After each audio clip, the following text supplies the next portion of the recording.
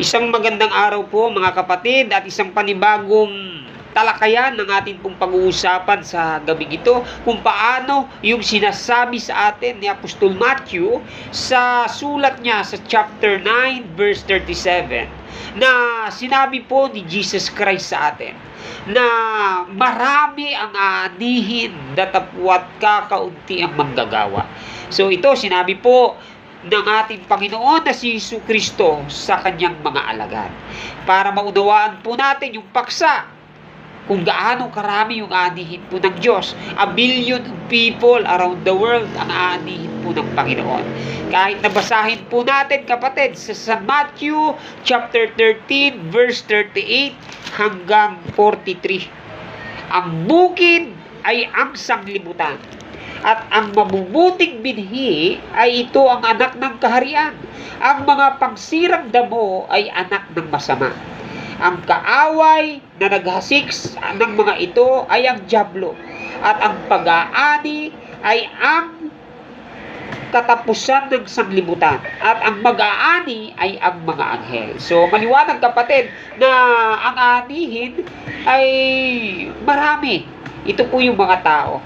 Yung bukid na tinutukoy po ng banal na kasulatan ay itong mundo.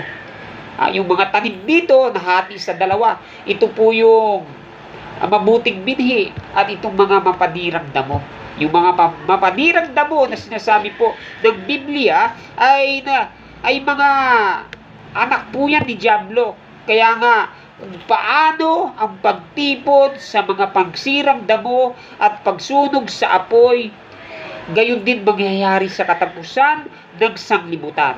Susuguin ng anak ng tao ang kanyang mga anghel at kanilang titipunin sa labas ng kaharian ang lahat ng mga bagay na nangapatitisod at nagsisisagawa ng katampalasan.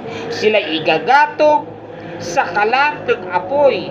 Diyan ang pagtangis at pagangalit ng kanilang mga ngipin. So nawain niyo po, mga minamahal kong kapatid, sa katapusan ng mundo, lahat po ay aanihin po ng Diyos. Ibubukod ng Diyos yung mga anak na gumagawa ng matuwid dito sa mga anak na gumagawa ng katampalasan po sa Kanya. Yung mga gumagawa ng masama, kalastasin po ninyo. Yung sinasabi ng Biblia, kayo po'y igagatong, ihahagis sa apoy na walang hanggan kapatid. Kaya nga, mas lalo, hinihingi sa atin ng ating Panginoon na sana, sa San Matthew chapter 3 verse 8, ganito sana, mamunga tayo kapatid. Kayo nga'y mga bunga ng karapat-dapat ng pagsisisi. Lalong-lalo na ang araw ay malapit na kapatid. Mas lalo na, sabi po ng banal na kasulatan sa bawat isa po sa atin. Lucas chapter 3 verse 9. At ngayon, nakalagay na ang palakol sa ugat ng bawat isa sa atin. Na yung mga tao hindi nagbubunga ng naayon sa Diyos, pinuputol at sinusunog kapatid. So, maliwanag yung sinasabi po sa atin ng ating Panginoon. Itong mundo, ito po yung taniman ng Diyos. Lahat po tayo itinanim po ng Panginoon. So, sa darating na katapusan ng mundo, lahat tayo aanihin. Sino yung nagbunga sa atin? Sa pananampalataya. Kaya nga, unawain po natin yung sinasabi ng ating Panginoon. Dalawa lamang po yan, kapatid. Yung sinasabi ng Biblia na destinasyon ng bawat tao. Pakinggan po natin. Sa Matthew chapter 25 verse 46, ganito ang sabi ng ating Panginoon. Yung mga anak na patuloy sa paggawa ng kasalanan, pakinggan po ninyo. Ang mga ito'y mga paparoon sa walang hanggang kaparusahan. Datapwat ang matuwid ay sa walang hanggang buhay. So dalawa lamang yun kapatid, yung sinasabi ng Ebanghelyo. Sa katapusan ng mundo, which is pag-aani po ng Diyos, yung mga makasalanan, walang hanggang kaparusahan ang pupuntahan po ninyo. Subalit sa mga taong nagbunga ng matuwid po sa Diyos, Walang hanggang buhay ang kakamtin po natin. Yan po sinasabi po ng Panginoon. Sa mga anak na patuloy sa paggawa po ng kasalanan, Diyos po ang maghihiganti sa mga hindi nagsisipagtalima po sa Kanya. Dos na Tesalonica, basahin po natin kapatid.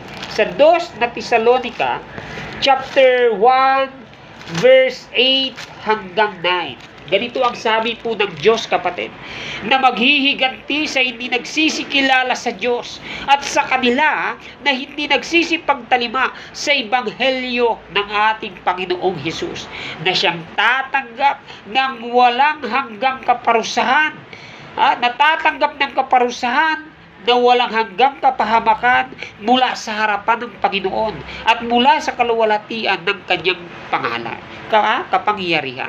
So, maliwanag kapatid, na yung Diyos ang maghihiganti sa mga anak na sumusuway at hindi gumagawa ng karapat-dapat po sa Diyos.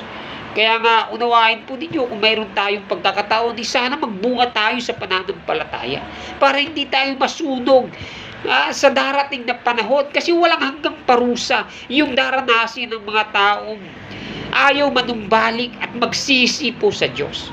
Pero sa mga tao na patuloy sa pananampalataya at gumagawa ng matuwid, mapalad po kayo. Kasi kahit nabasahin po natin sa 1 na Korinto chapter 2 verse 9, hindi pa nakikita ng mata, hindi naririnig ng tenga, hindi rin sumasagi sa isip ng tao kung ano yung inihanda ng Diyos sa lahat ng nagmamahal po sa Kanya.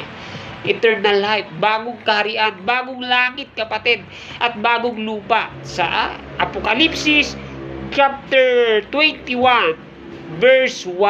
Ayan. Yan sinasabi po ni Juan Evangelista po yan kapatid. Nakita ko ang isang bagong langit, isang bagong lupa, sapagkat ang unang langit at unang lupa ay naparab, ang dagat ay nawala. So mayroong bagong inilaan ng Diyos para dito sa mga anak na nagsisipagtalima po sa Kanya. Kaya nga, unawain po natin mga minamahal kong kapatid, sino nga ba itong hindi magmamana ng walang hanggang buhay? Basahin po ninyo kapatid, yung mga tao na hindi po raw magmamana ng kaharian po ng Diyos. Nakasulat yan dito sa Galatia kapatid. Galatia chapter 6. Basahin natin chapter 6 verse 19 hanggang 21. Sabi po, hayag ang gawa ng laman, sa makatuwid bagay ang mga ito. So ididikit niya isa-isa: pakikiapid, karubihan, kalibugan, pagsamba sa Diyos-Diyosan, pagkukulang, mga pagtataniman, mga pagtatalo, padidibugho, pagkakaalitan, pagkakampi-kampi, mga pagkakabahagi-bahagi, hidwa ang pananampalataya, mga kapanaghilian, mga paglalasing, kalayawan, mga katulad nito. Tungkol sa mga bagay na ito ay aking ipinapaalala sa inyo, tulad sa aking pagpapaalala ng una sa inyo, na ang mga nagsisi sa gawa ng gayong bagay ay hindi magsisipagmana ng kaharian po ng Diyos. So, talastasin po ninyo sa pag-aani na darating sa bawat isa po sa atin. Kapatid, lahat po tayo, tatanungin natin saan tayo pupulutin mamaya. Di ba? Yung mga tao na gumagawa ng ganitong bagay, hindi magmamana ng kaharian ng Diyos. Bakit? Doon kayo sa walang hanggang, walang hanggang kapahamakan. Bakit? Dahil hayag ang gawa ng laman sa bawat isa sa atin. Kaya nga, yung walang hanggang kapahamakan, yan po yung dagat-dagatang apoy kapatid, na tirahan ng mga taong makasalanan. Yan po mababasa sa Apokalipsis chapter 21 verse 8. Ngunit sa mga duwag sa mga hindi mananampalataya, sa mga kasuklam-suklam, at sa mga mamamatay tao, mga pakiapid, mga manggagaway, mga mapagsamba sa Diyos-Diyosan, lahat ng mga sinungaling, ang kanilang mga bahagi ay sa dagat-dagatang apoy at nagniningas na apoy at asupre na siyang ikalawang kamatayan. That is the second death, kapatid. Kaya nga, unawain po natin yung darating na araw sa bawat isa. Sa pag-aani, yung mga taong matuwid, ibubukod dito sa mga taong makasalanan. Yung mga taong matuwid, tiyak na walang hanggang buhay doon sa piling po ng Diyos. Pero itong mga taong makasalanan, walang hanggang buhay din sa dagat-dagatang apoy lamang, na tirahan ng mga taong makasalanan. Sa Apokalipsis, kapatid.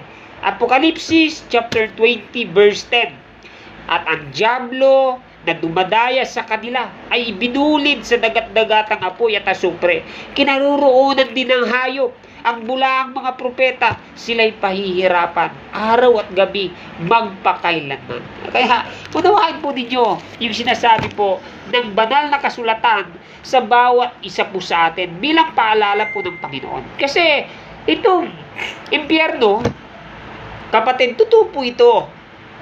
Buhay pa nga tayo, nasusunog na tayo eh. Ayaw nating lumabas doon sa init ng araw, which is apoy naman yan. Kaya nga, itong walang hanggang kaparusahan po ng Diyos na impyerno, inilarawan po ng Santa Biblia. Yung impyerno, isang hukay na malalim at walang hanggan. Apokalipsis 9:1 po yan.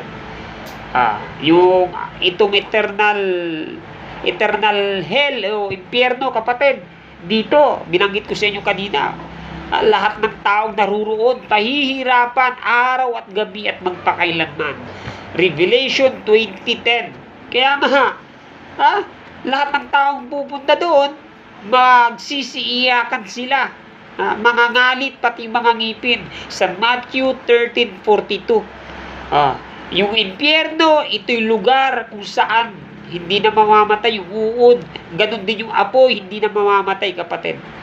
Kamatayan, tatakbo sa kanila. Kaya nga, kung tatalastasin po natin sa darating na katapusan po ng mundo at yung tinatawag na pag-aani po ng Diyos, na ayon sa banal na kasulatan, walang kasiyahan ng Panginoon sa mga anak na gumagawa ng kasalanan. Hindi masaya ang Panginoon na mamatay yung tao sa kanilang mga kasamaan. Ezekiel po yan, kapatid. Ezekiel chapter 33 verse 11. Basahin lang natin para magkaroon tayo ng ideya. 33:11. Sapagkat ganito ang sabi ng Panginoong Diyos, narito, sa makatwid bagay ako, sinisiyasat ng aking mga tupa at aking hahanapin sila. 33:11. Sabihin mo sa kanila, buhay ako, sabi ng Panginoong Diyos. Wala akong kasiyahan sa kamatayan ng masama, kundi ang masama ay humiwalay sa kanyang lakad at mabuhay. Manumbalik kayo mula sa inyong mga masasamang lakad, sapagkat bakit kayo namamatay o sambayahan ng Israel? So, walang kasiyahan ang Diyos sa kamatayan po ng taong masama. So, hanggat maaari at kung mayroong pagkakataon, manumbalik tayo at magsisi sa ating mga kasalanan. Linisin natin ang ating mga sarili, kapatid, para magtamo rin tayo ng kaligtasan. Mamuha tayo ng naayon sa kalooban po ng Diyos. Ano po ba yung kalooban po ng Diyos, kapatid? Sa bawat isa sa atin, unawain ninyo. Ano ang gusto ng Diyos sa bawat isa po sa atin? Sabi po rito, ito yung gusto ng Diyos sa bawat isa po sa atin. Basahin natin sa 1 na Tesalonica chapter 4 verse 3 hanggang 5. Ayan. Sapagkat ito ang kalooban ng Diyos sa makatwid bagay ang inyong pagpapakabanan, na kayo'y magsiilag sa pakikiapid ng bawat isa sa inyo ay mga alam na magpigil sa kanyang sariling katawan sa pagpapakabanal at kapurihan, hindi sa pita ng kahalayan, gaya ng mga hentel na hindi nakakakilala po sa Diyos. So, kalooban po ng Diyos na magpakabanal tayo. Ito yung gusto ng Diyos, magpakabanal ang bawat isa po sa atin, mga minamahal kong kapatid. Kasi, hindi po biro yung sinasabi po ng Ebanghelyo. Korinto, chapter 5, verse 10. Kinakailangan na ang lahat ng tao ay mahayag sa hukuman ni Kristo. Doon tatanggap tayo, depende at ayon kung ano po yung mga gawa ng bawat isa po sa atin. Ayan, judgment, kapatid. So, sa isang banda, mga minamahal kong kapatid, ito'y paalala lamang ng ating Panginoon sa bawat isa po sa atin. Kaya nga sana, maunawaan natin yung sinasabi ng ating Panginoon para magkaroon tayo ng ideya sa darating na paghuhukom ng ating Panginoon, sa darating na pag-aani. Hindi naman po tayo sinasakal po ng Diyos dahil binigyan niya po tayo ng freedom, kalayaan, pero hindi ibig po ng kalayaang yaon laya tayo na gawin lahat ng gusto natin. May paalala ang Diyos. Malaya kayo, pero hindi ibig o nangangahulugan na malaya kayong gumawa ng masama. Kundi sana mamuhay tayo bilang alipin po ng Diyos. 1 na Pedro chapter 2 verse 16 po yan. Ayan. Nagaya ng kayo'y mga laya at ang inyong kalayaan ay hindi ginagamit bilang balabal ng kasamaan, kundi gaya ng alipin po ng Diyos. So, hindi tayo sinasakal ng Panginoon. Malaya tayong gawin ang lahat ng ibig natin. Subalit, hindi rason yun, hindi dahilan para gumawa tayo ng masama, kapatid. Yan ay sinasabi ng ating Panginoon. So, mag-isip po tayo. Ito yung sinasabi ng Ebanghelyo. Sa darating na pag-aani sa sanglibutan, talastasin natin yung paalala ng Ebanghelyo. Yung kaligtasan, hindi po yan destiny, hindi po yan kapalaran. At choice ng bawat isa po yan. Lalong-lalo na sa mga gawa ng bawat isa. Kasi bago natin gawin yung isang bagay, alam natin yung tama't mali. So, hindi po tayo nabigla sa kasalanan. Choice po ng tao yan. So, salamat sa inyong pakikinig. Isang magandang gabi sa bawat isa po sa atin. Isang mapagpalang araw sa bawat isa.